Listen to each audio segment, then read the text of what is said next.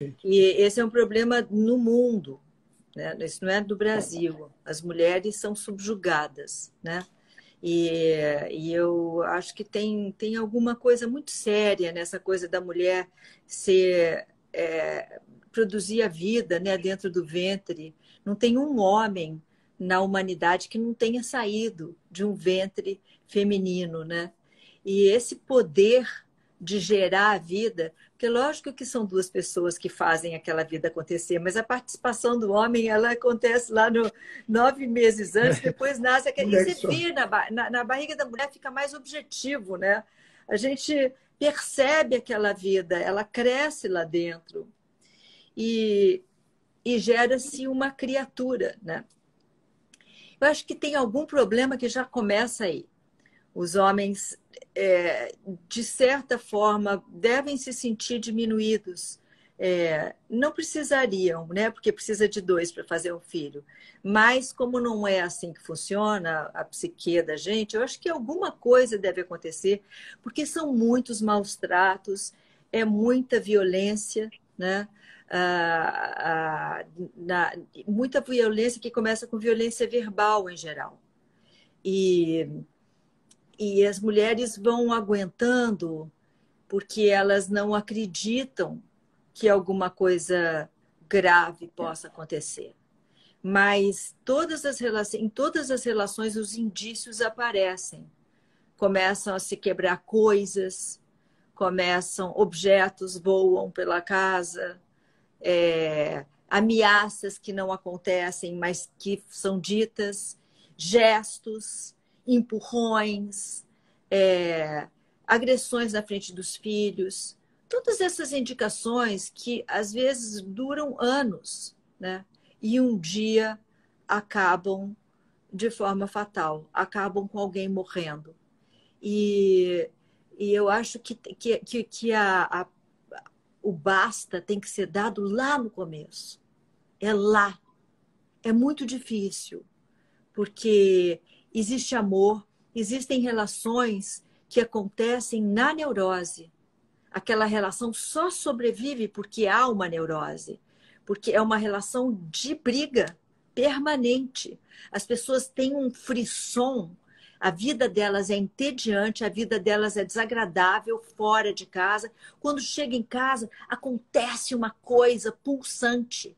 E aquilo é que é a vida daquele casal. Só que aquilo é a vida que levará à morte, né? Então, a gente tem que tomar cuidado, saber ler os sinais e avisar. Às vezes você pode avisar uma amiga, você pode pedir ajuda para uma amiga, você pode pedir para uma irmã, pode pedir para um primo, para qualquer pessoa. Perfeito. Explica o que você está passando e a pessoa vai te ajudar, ela vai com você no local certo para você dar o seu depoimento, para você explicar. Ou a pessoa pode ir, eu não sei como é que isso funciona, mas se alguém pode ir fazer uma denúncia pelo outro, mas eu acho que provavelmente sim, né? Porque as pessoas sabem quando elas estão correndo riscos dentro de casa e às vezes elas não têm como sair daquela situação perigosa, porque o Perfeito. homem está de olho. Às vezes não é só o homem, né? Acontece o inverso também. Há É. mulheres que matam os homens também. De ambos os lados, a situação é grave e a gente deve perceber os sinais logo de início. Nenhum tipo de violência é aceitável. Perfeito.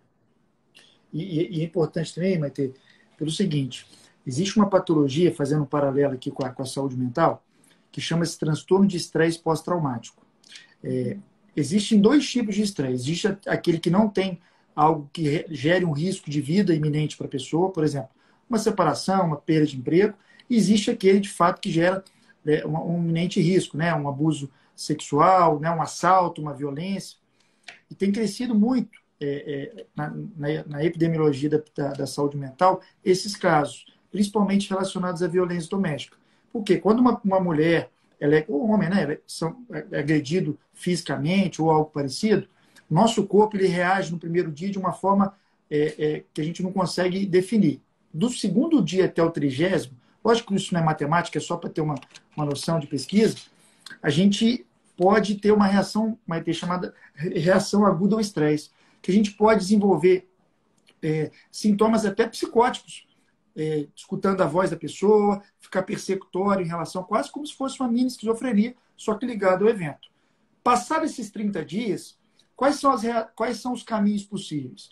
A reação saudável, que a gente espera, não ter uma patologia, ser um fator gatilho para um quadro depressivo ou um quadro de ansiedade, e desenvolver o transtorno de estresse pós-traumático, que é uma doença muito séria, onde a pessoa tem um embotamento afetivo muito grande, provavelmente ela vai ter dificuldade no trabalho dela, provavelmente ela não vai conseguir tocar a vida em frente, devido a essa situação. E todos nós estamos sujeitos a ter isso. Por isso que a gente falar, né, a gente botar esse dedo na ferida, ajudaria, né, é o primeiro passo, né, a gente conseguir trazer informação, ver pessoas como a Maitê, né, tocando um assunto delicado desse, orientando, denunciar, orientando, pedir ajuda, de extrema importância, porque quem a gente está falando para a gente que é do interior do Brasil, que às vezes tem uma cultura ainda mais atrasada, que antigamente o machismo ainda era pior, né, vamos colocar assim, a mulher era mais submissa, tem melhorado, tem avançado, conquistado espaço, mas ainda acontece. Eu vejo aqui como médico, né? Então, agradeço aí o seu depoimento. Não, e tem outra coisa também, porque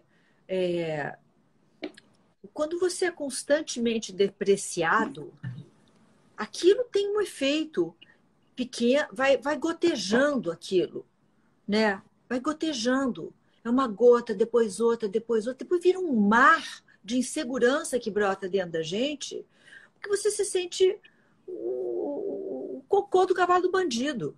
Verdade. E você não é, necessariamente. Às vezes aquela pessoa tem um poder sobre você, aquela pessoa que está fazendo aquelas agressões, que está te depreciando, que está falando coisas horríveis a respeito de você, ela só está vendo um aspecto da sua pessoa. Às vezes ela tem mais capacidade de articulação, ela sabe verbalizar melhor.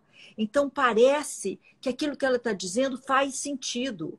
Mas às vezes ela está fazendo sofismas, às vezes ela está fazendo parecer, e você sem argumento, porque você não é tão bom de argumentar, você não consegue se contrapor aquilo verbalmente. Então você vai se esgotando porque você escuta algo que você sabe que não é real.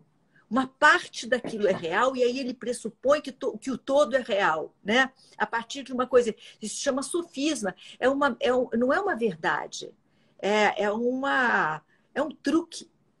É um truque que parece verdade no argumento, mas que não é verdade no fato em si. Perfeito. E a gente sabe, ainda que a gente não saiba contra-argumentar, que aquilo é uma mentira, que aquilo é falso. Mas você vai escutando, vai escutando, vai escutando, na hora você até acredita que você é aquela pessoa, né? E vai se diminuindo, vai se sentindo sem valor, né?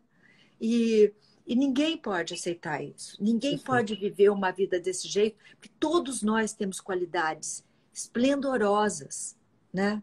Qualidades que aquela pessoa que está te agredindo não tem.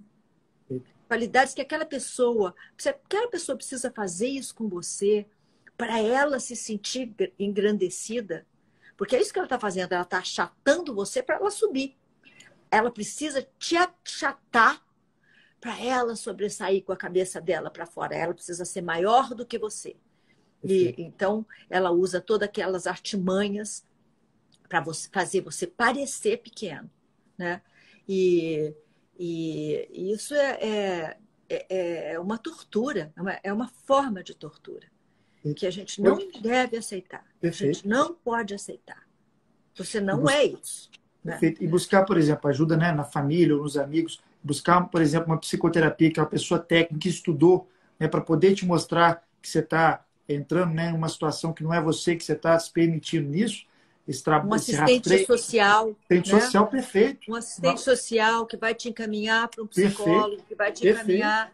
Então, tem muitos lugares, sei lá, alguém do teu trabalho, mas fala, bota para fora, não tenha vergonha. Todos nós temos problemas escondidos. Todos nós temos coisas que a gente tem vergonha de contar. Verdade. E as pessoas, quando a gente se fragiliza na frente delas, elas se aproximam da gente. Perfeito. Em vez de elas se afastarem, elas se aproximam. Porque aí elas falam, nossa, ele também tem uma coisa escondida. né? E agora ela está dando esse voto de confiança para mim. Olha que legal, né? Eu posso ser amiga, eu posso estender a mão, as pessoas gostam de ajudar. Verdade. Então, não tenha medo, não tenha vergonha. Vai lá e fala. O máximo que pode acontecer é você ficar onde você está, né? A pessoa não te ajudar. Mas eu tenho a impressão de que o inverso é muito mais provável, né? Pois é. E é muito importante escutar isso de você, né, Maitê, para as pessoas que estão nesse momento passando por isso, né? Escutar isso de você, que é uma pessoa que a gente tem um respeito muito grande, inspira muitas pessoas, ajuda a transformar isso numa situação mais verdadeira.